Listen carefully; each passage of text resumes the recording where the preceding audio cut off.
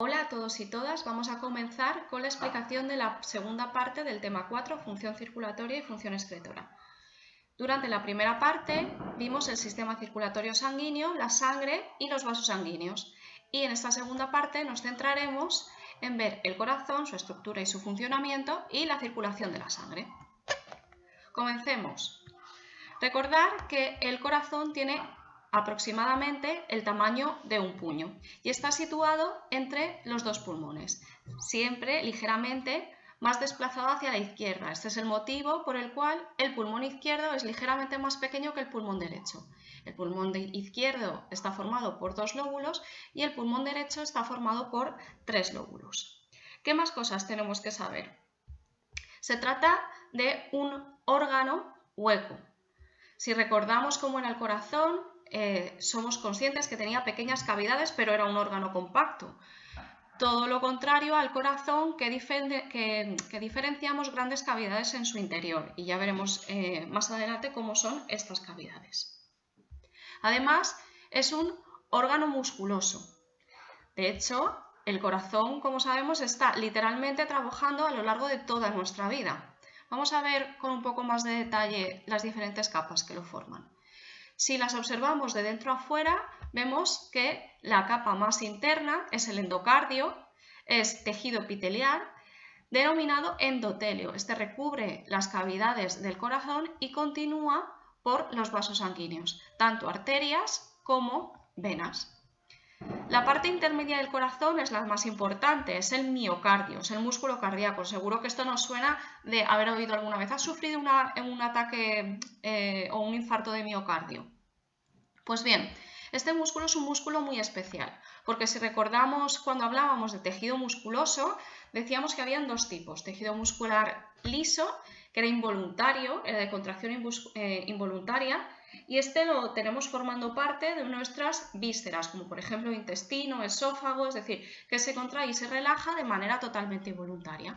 Y luego teníamos el músculo estriado, este es de contracción voluntaria y forma parte de, por ejemplo, nuestros cuádriceps, nuestros bíceps, y decidimos nosotros cuándo queremos que se contraiga y cuándo queremos que se relaje. Sin embargo, el músculo del corazón es estriado, pero es de contracción involuntaria, es decir, no estamos nosotros constantemente diciendo contráete, relájate.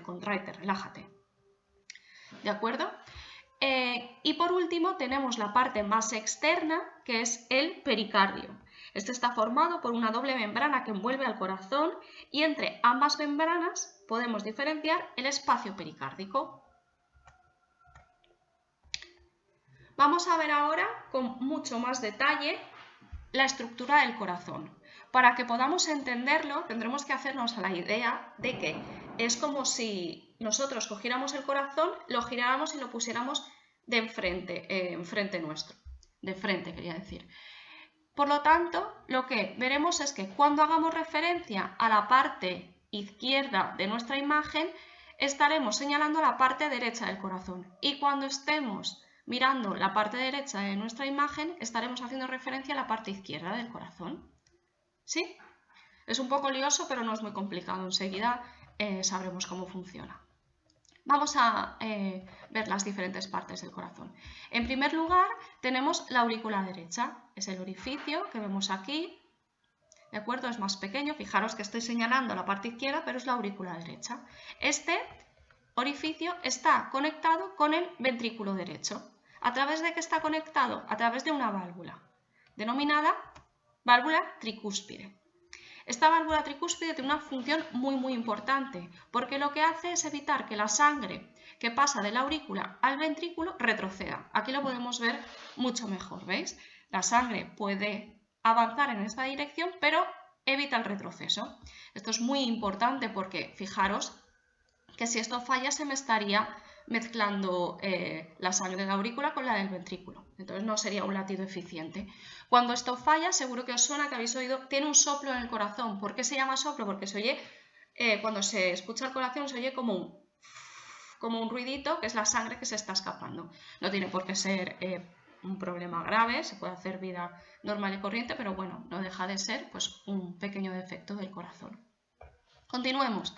Vamos con la parte izquierda del corazón. Tenemos la aurícula izquierda, que está conectada con el ventrículo derecho, a través de la válvula mitral. Esta válvula mitral tiene exactamente la misma función que la válvula tricúspide. Cuando nosotros lo observamos, no vemos una válvula como la vemos aquí, sino que lo que vemos es una especie de filamentos blancos. Luego en un vídeo os lo enseñaré mejor. Continuemos. Veamos. ¿Cómo se llena de sangre la aurícula derecha? Pues a través de la vena cava superior y la vena cava inferior. Fijaros que aquí tenemos el orificio de entrada de la vena cava inferior y el orificio de entrada de la vena cava superior. Recordar que los vasos sanguíneos que entran en el corazón son las venas y los vasos sanguíneos que salen del corazón son las arterias. ¿De acuerdo?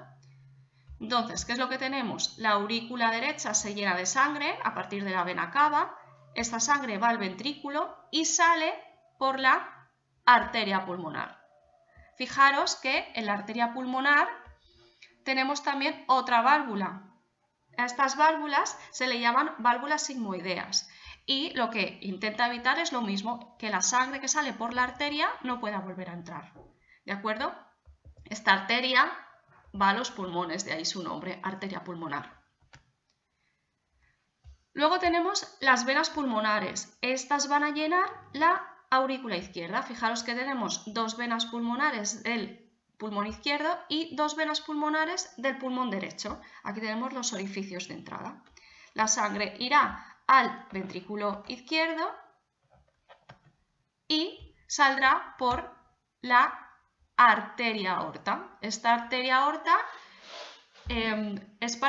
repartirá la sangre por todo nuestro cuerpo. Aquí también tendríamos en la arteria aorta una válvula sigmoidea como la que tenemos en la arteria pulmonar, lo que pasa es que no se ve.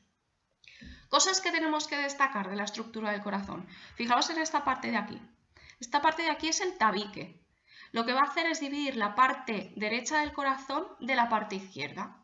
Esto es muy importante. Cualquier defecto en este tabique ya sí que supondría un problema grave. ¿Por qué? Porque lo que tenemos que evitar es que se nos mezcle la sangre sin oxígeno, es decir, con dióxido de carbono de la parte derecha del corazón con la de la parte izquierda del corazón, que es ya sangre con oxígeno. Otra cosa que tenemos que tener en cuenta es la diferencia de grosor del miocardio. Fijaros el grosor que tiene en estas partes de aquí y el grosor que tiene aquí. ¿Por qué ocurre esto? Pues bien, fijaros que la sangre que hay en la aurícula derecha tiene que hacer una fuerza relativa, porque lo único que tiene que hacer es impulsar la sangre al ventrículo derecho, con lo cual no necesita un músculo muy potente.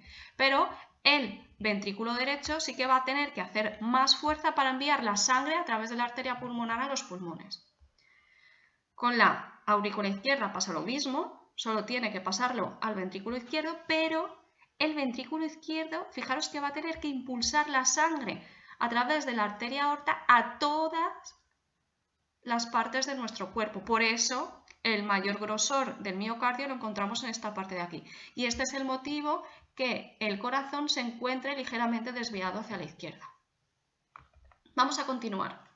Os he preparado, para que veamos esto con un poco más de detalle, una serie de vídeos.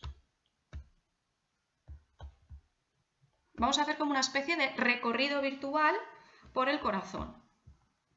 La sangre entra en el corazón por la vena cava superior. Va a la aurícula derecha y de la aurícula derecha, atravesando la válvula tricúspide, va al ventrículo derecho.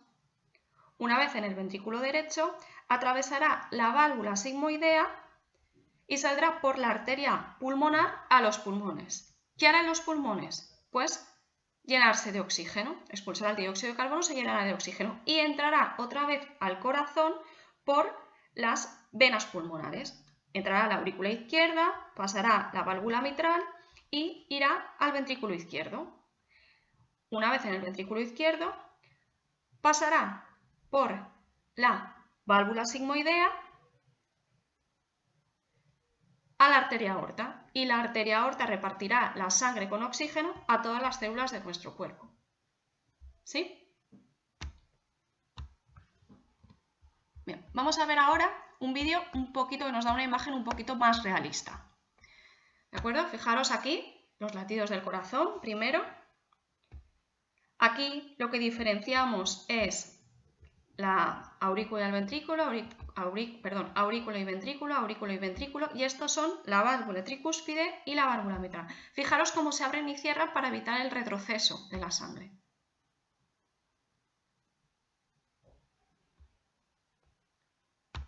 Aquí diferenciamos la aurícula izquierda con la válvula y el ventrículo izquierdo, y esto sería la arteria aorta. ¿Ves el movimiento? Y por último, vamos a verlo desde la parte superior. Aquí ya sí que tendríamos correctamente en la parte izquierda la válvula mitral, aquí la válvula tricúspide y aquí tendríamos las dos válvulas sigmoideas que protegen la salida de las arterias. ¿Ves? Es alucinante cómo funciona. Fijaos el latido otra vez. Bien, continuemos entonces con la presentación. Vamos a ver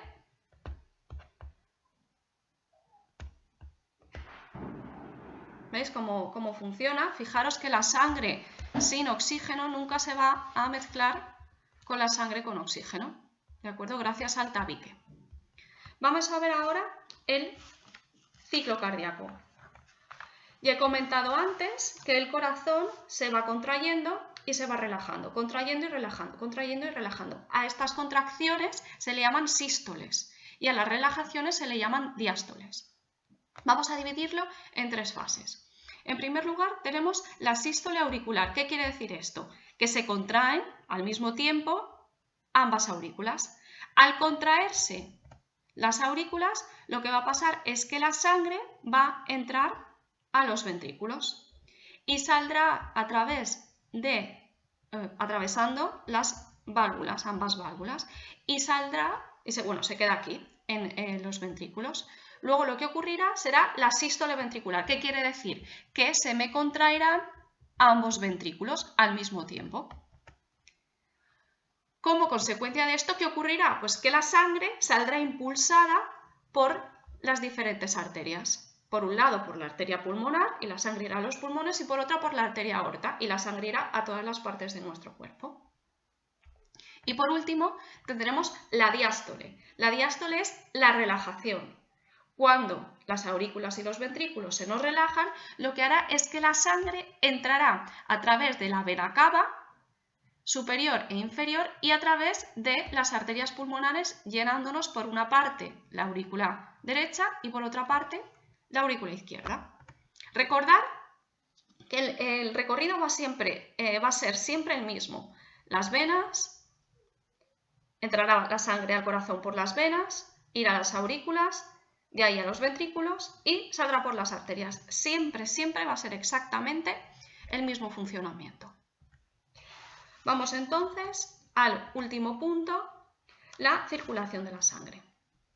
Tenemos que tener en cuenta que se dice que la circulación de la sangre es cerrada, completa y doble. Vamos a ver por qué. Primero, vamos a diferenciar dos circuitos, uno menor o pulmonar y uno mayor o general. Vamos a centrarnos primero en el circuito menor. El circuito menor comienza en el ventrículo derecho.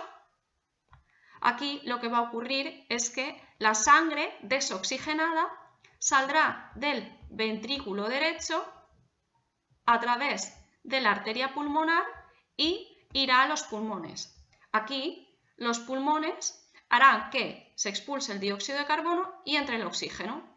Por lo tanto, de los pulmones saldrá la vena pulmonar, que se dividirá en cuatro, ¿no? Dos de cada pulmón, y entrará por las venas pulmonares a la aurícula izquierda. Ahora ya sangre con oxígeno.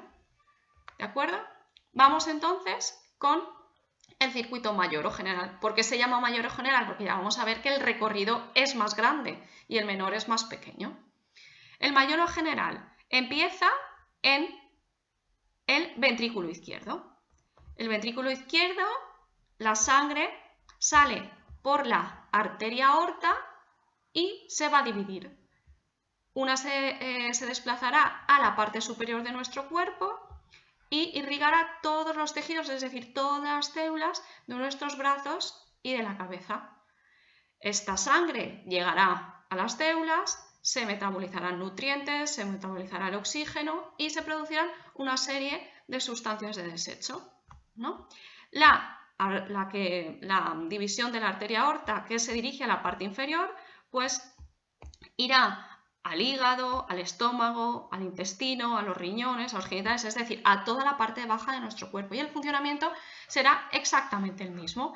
Simplemente lo que ocurrirá es que la sangre con nutrientes y oxígeno irrigará todas las células y se producirán una serie de desechos, es decir, urea y otras sales minerales, etc. Y dióxido de carbono. Entonces, todas estas venas, esto irrigará, o sea, se convertirán en capilares, vénulas y se irán agrupando, formando por un lado la vena cava inferior y la que sale de la cabeza y los brazos sería la vena cava superior, que se introducirá otra vez en la aurícula derecha, cerrando el circuito. Fijaros que tenemos un circuito menor o pulmonar porque pasa por los pulmones y un circuito mayor o general porque se dirige a todas las partes de nuestro cuerpo. Por eso decimos que es doble. Completa porque siempre es un circuito cerrado. Perdona, un circuito que empieza y acaba en el mismo sitio. Y cerrado porque haceros a la idea que nuestro sistema circulatorio es como una fuente de estas que vemos en el parque. La sangre que tenemos en el cuerpo es aproximadamente entre 4 y 5 litros. Variando un poco en función de la estatura, el peso, pero la sangre siempre es la misma. En el momento que se produce una fuga, vamos perdiendo sangre, ahí es cuando tendríamos el problema, ¿de acuerdo? Pero la circulación se dice que es cerrada. Por último, os querría enseñar esta página web, donde se ve perfectamente cómo funciona el movimiento del circuito de nuestra sangre. ¿Veis cómo va funcionando? ¿Veis? Ocurre al mismo tiempo, por supuesto, en la circulación menor y la mayor.